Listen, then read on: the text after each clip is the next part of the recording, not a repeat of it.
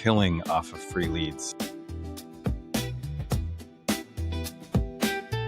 All right, what's going on, everyone? Welcome back to the Fitz and Franson show. I'm Fitz. Yeah, and I'm Franson. This is a show where we talk about leadership, business, growth, and what it actually takes to build something that lasts. Yeah, without losing your mind or your margins in the process. Yeah, that's especially important, the margins part there. And look, if you're in sales, if you own a business, if you're trying to grow anything right now, you've heard the complaints. Leads are too expensive. Facebook ads don't work like they used to. The market is soft. It's the easiest excuse in the book. Blame the algorithm or blame the economy or blame you, Jay, right? The lead provider. Yeah, I've had my fair share of conversations about me being the problem. But, while everyone is sitting around complaining about the cost per acquisition going up, there are people quietly making a killing off of free leads. And today we're going to talk about exactly how they're doing it. Yeah, because free doesn't exactly mean easy, right? It just means you're trading hustle and strategy instead of cash. And honestly, the free leads usually close at a higher rate. And that's a positive thing, obviously. All right, so I'm going to throw a hot take out there, Fitz, right out of the gate. I think traditional canvassing, knocking on doors, it's dying. I think if you want free leads today, you have to be doing TikTok lives, Facebook lives, and doubling down on the new local For You page aspect on TikTok. The organic reach is actually working right now. So why walk a neighborhood when you can reach the whole zip code from your phone? Well, so I'm going to disagree with you here. I think you're actually dead wrong. Is social media powerful? For sure, right? But the moment you start to tell a sales team, rather, that door knocking is dead, what you're really doing is you're giving them permission to hide behind a screen, right? There's nothing that replaces the psychology, in my humble opinion, of standing face to face with a homeowner. And I don't think you're going to be able to convince me otherwise. Yeah, but Fitz, look at the scale of it. I go live on TikTok right now and tag my location. I can have 500 local homeowners watching me explain a common problem in my industry in 10 minutes. You can't knock on 500 doors in 10 minutes. Sure, but does scale really matter if the connection is weak? I mean, I'll take 5 solid face-to-face conversations over 500 passive, just doom scrollers any day of the week. Because look, when I'm on a porch, Jay, and I can have the opportunity to shake somebody's hand and read their body language, I can see the problems on their house. I get an opportunity to build some immediate rapport and undeniable trust in that experience. Okay. All right. So I guess I see that the meathead sales guy's coming out here. So let's break it down then, because I think the truth is that the winners are actually doing both. But let's start with your world. So let me interview you for a second here. If I'm a rep or a business owner and my lead flow just dried up, I have $0 for ads. What is the actual step-by-step playbook for generating free leads the old school way? I resent that you're referring to me as old school here. If we're going to pause for a minute, but we'll slide past it. All right. So look, I think it comes down to 2 things, right? Canvassing with intent and aggressive referral extraction. Right. So let's start with the canvassing part. Most people suck at knocking doors because they treat it like a numbers game instead of putting some sort of strategy behind it. Okay. What do you mean by that? Well, I mean, shoot, I saw somebody in my neighborhood earlier today doing this. They're just kind of like aimlessly walking around.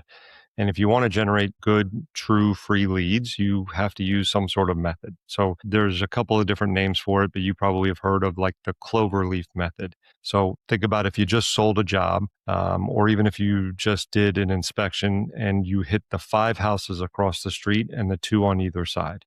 You aren't selling them a roof or a remodel in this example.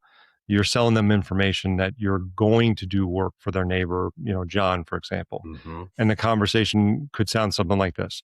Hey, we're getting ready to do some work for your neighbor, John, and there's going to be some noise and maybe some debris or something like that could blow, into your neighborhood. Here's my card. If the guys, happen to block your driveway with a truck, do me a favor, give me a call. It helps to drop the defenses immediately.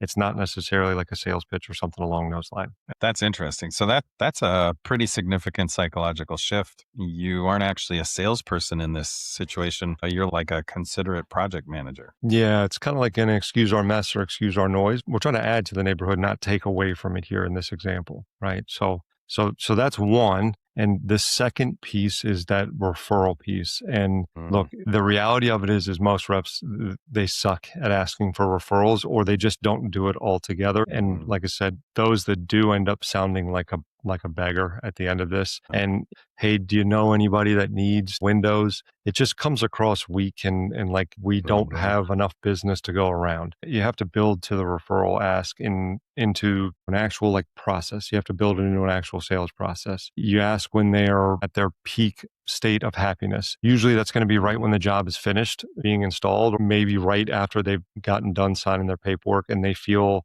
kind of that ultimate sense of relief, like they're finally done and going to be taken care of at that moment. Okay. Okay. I'm following along. So maybe help out our listeners with a prompt or a question that they could use today to get more referrals. Sure. I mean, look, generally people like to help other people out that have helped them, right? And if you're a salesperson that's not going back to visit your installs, you're missing a really great opportunity. And if you're not going back there with some sort of intent of trying to get a referral or two, you're really missing a huge opportunity. This would be one that I would write down. I wrote it down when it was taught to me. When you go back into a neighborhood to visit an install, take the opportunity to observe some of the houses on the way back in and take some notes of those houses, right? So you sell windows, you sell roofing, you sell siding, whatever it might be. Take a note of the house with the red door, the house with the oak tree in the front yard, whatever it might be that has an issue with the windows or the siding or the roofing, right? Whatever it is you sold. Take your time, walk around the project with the homeowner, talk about how exciting it is that the change is happening for them, talk about how happy you are for them, and ask if there's anything else you can help them out with. And then the conversation goes something like this, hey, Mr. Jones, do you mind if I ask you a favor? And before I do, let me preference it this way. I'm going to do this regardless of what your answer is. So if you're not comfortable with it, I totally understand. But when I was coming in, I noticed that the house across the street over there with that red door, it looks like they might need a roof too. And like I said, I'm going to go knock on that door regardless and introduce myself. But if you happen to know them and you wouldn't mind introducing me to them, man, I would really appreciate that. Do you happen to know who lives there? Jay, I tell you, I would do this like probably once a month. Well, I would go to installs more often than that, but once a month I would have this conversation and somebody would go, oh, yeah, that's Bill. I know Bill. Bill definitely needs a roof. Let's go talk to him. It's funny. I remember this one time we went and I don't remember if it was actually Bill or not, but just, for the story's sake, we'll say it was Bill. We go up. These two guys had very clearly a very close relationship. And the guy comes up and he goes to knock on the door and he knocks on it like full fist, like it was a police raid, and then like ducks and hides behind me. This guy comes storming to the door, opens the door, goes, "What?" And I was like, I didn't do that, right? And the homeowner that I had, that was my customer stands up and goes, "Bill, you need a roof. Listen to this guy. Your roof's terrible." And I was like, we've skipped way ahead in my normal process, but it is pretty bad. You do need a roof, kind of thing. Would you like to hear how we helped out Mr. Jones over here? Again, it was a fun story, but I would tell you, once a month, once every other month or something along those lines, I would get a warm introduction.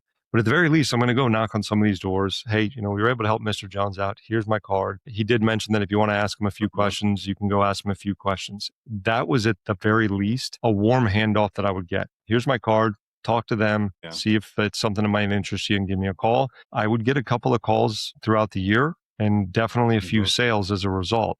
And all it took was me taking an hour out of my day to stop by an install, say thank you for trusting me with your home, and then another 5 minutes to go knock on the door. That was it. Yeah. Yeah. That's gold. I get a lot of my customers that call me and maybe it's a lull in the paid media side and maybe lead costs are up or just volume is down. And they're like, the calendar's looking thin. What do we do? And it's always nice to share stories like that with them where I go, hey, this is something you can be doing that doesn't really cost you much more than time. And I know one of our dealers, he does a door knocking, the cloverleaf thing, where he gives a $10 coffee gift card. Says, hey, we're going to be making noise. Have a coffee on us. Yeah, it's a pretty low cost of entry, and it's that relationship buildings. Well, let me ask you a personal question, Fitz. Yeah, that's what we do here. We're open books for the public, but think back to when you were first grinding it out just a few years ago. What's the most brutal, humbling experience you had trying to drum up free leads, and maybe what did you learn from it? Yeah. Well, shortly after I got that advice and wrote that stuff down early in my career, I was trying to do anything I could to work my way up the ladder, so to speak, on the leaderboard. And, look, not all of those door knocks go as well or as have a funny story as the experience with Bill there across the street. So I Yeah. was in a neighborhood and leads were light. So I took the time to knock on quite a few more doors. And I was newly married at that time. So I needed every dollar I could get. But it was dead of summer. It was hot as hell. And I was going door to door and getting them slammed in my face, sweating profusely through my shirt, questioning just about every life decision I had made that led me to this spot. And I was, I think, about ready to call it quits and knocked on, I think, one more door. And a guy just absolutely unloaded on me. The phrase, I think, was get a real job. And before I could even get a word out of my mouth, right? And, look, I'm a homeowner. I get it. People knock on our doors on a regular basis, and it wasn't fun. It's a nice reminder of what, your team goes through on the calls that the sales guys don't have to deal with, or canvassers who are doing this on a regular basis go through as well too. But look, it was a good lesson, right? It taught that rejection isn't really the end of the world, right? It's kind of just a stat or a data line, that we can look at and mark off as, hey, this is something that it takes to get to the next one. It wasn't the end of the world, so to speak. So I share my story. So I'm going to ask you, right? When did you realize that you had to, I don't know, figure out the digital side here, because maybe that traditional your shirt and beating the streets was too slow for you, Jay? Well, there is only so many hours in the day. Like I said earlier in our chat here, with paid media or with Facebook Lives or whatever, the reach is so much greater. And so you're watching guys hustling twice as hard and they're making half as much. And I realized that there's only so much you can do if you're out there knocking on doors. And so I really was like, shoot, what are the opportunities in front of me with going digital? Yeah. So, all right. Well, let me do this. Let's flip the script here a little bit. You're the digital nerd here in the partnership we have. So you say I'm living in the Stone Age. If I'm a contractor or a sales pro, how am I going to get free leads from my phone right now today? Yeah. So right now, there's opportunities right now that goes back, 5 or 10 years on the social media space, where it used to be if you had 1,000 page followers, it was valuable. You could post to your page. The algorithm would just push your content out. It was free. People would engage with you. And with TikTok coming out a couple of years ago, they really shifted from images and posts to videos. And so right now, Meta and TikTok are really favoring if you go live. And TikTok's recent stateside acquisition, in that process, they added a local for you page. And so if you go live locally, you're actually going to be seen locally. And in the marketing, the paid media side, we've messed around with TikTok in the home services. It hasn't been great. It's been more of a knowledge space or e-com. You can go there and share your thoughts, or you can share, hey, this bottle of, magic elixir saved my life. Order it on the TikTok shop. But recently with the local stuff, you're given an opportunity to just turn your phone towards yourself and say, hey, here I am at such and such neighborhood. And you're going to be promoted on those platforms for free. Wow. All right. So that's kind of insane when you think about it. So you're basically kind of doing some neighborhood canvassing digitally, essentially, is what you're saying. Yeah, you can go live from a job site. We were actually just talking to a roofing company earlier today about this, and they said a lot of roofs a week, and you don't really need the script. I think that's another interesting thing that's worth noting is, I don't know how these algorithms work. I'm a nerd, but not that big of a nerd, right? Like there's a way for these systems to recognize if the UGC, the user generated content, is digitally altered, and they actually prefer that it looks as authentic as possible. And customers are craving authenticity. And so, Fitz, our show's a great example. You and I are not polished speakers by any means, but we're right. Don't tell the audience, but we're gaining a following of faithful listeners that are like, hey, I like that you guys are just real and you speak what's on your mind. And, and so you can do the same thing as a business owner. I've talked to a lot of business owners that are like, I can't be on camera, but it's pretty simple. You go, hey, I'm I'm here in, Meadow Park neighborhood, and I want to show you guys why this, let's say, 15-year-old roof is failing, or I want to show you guys what we're about to do for this customer's garage floor coating. Right. You walk them through the problem. It doesn't have to be very long. The Facebook Live can be a couple of minutes. And then because of these favoring of live videos on Meta and TikTok, it's going to be pushing that out locally. So the neighbors, if they happen to be on their phone at the time, are going to see it. And the neat thing is the notification. A lot of people have notifications turned on their phone. They're going to get a notification that says so-and-so's live right now. So it's one of the few things right now that's like technically free on social media. So what you're saying is we can stop practicing like our TikTok dance routine with all of the like lights and shows and stuff. We don't need all that. No. And then the algorithm favors it. Okay. That's disappointing because I was getting pretty good, Jay. Funny. Yeah, I know. I started to pay dance lessons for myself. That's non-refundable too, if we're being honest. So it's an opportunity, I think, for those that are listening. It is a way to digitally canvas. And I think you mentioned something earlier in a conversation we were having that was really interesting. There's some companies out there that are doing it really well, where they're empowering, or not even really empowering, but it's kind of part of their standard operating procedures, where they have project managers and salespeople and service techs that are almost kind of required to be part of this. Not even required, but it's becoming part of their culture. And it's kind of strengthening that reach and strengthening that marketing effort that, hey, you're on site, like go live and tell the story about what you're doing there, and almost educate the community about not just who we are, but what we do, and answer some of the questions they might have. So it is a kind of that like digital canvassing locally, and you're picking off 1 or 2 or 3 neighbors in that neighborhood in that moment. That's kind of what you're describing, right? Yeah. And another kind of added bonus to it is the nature of it. You end up kind of having the customers self-qualify.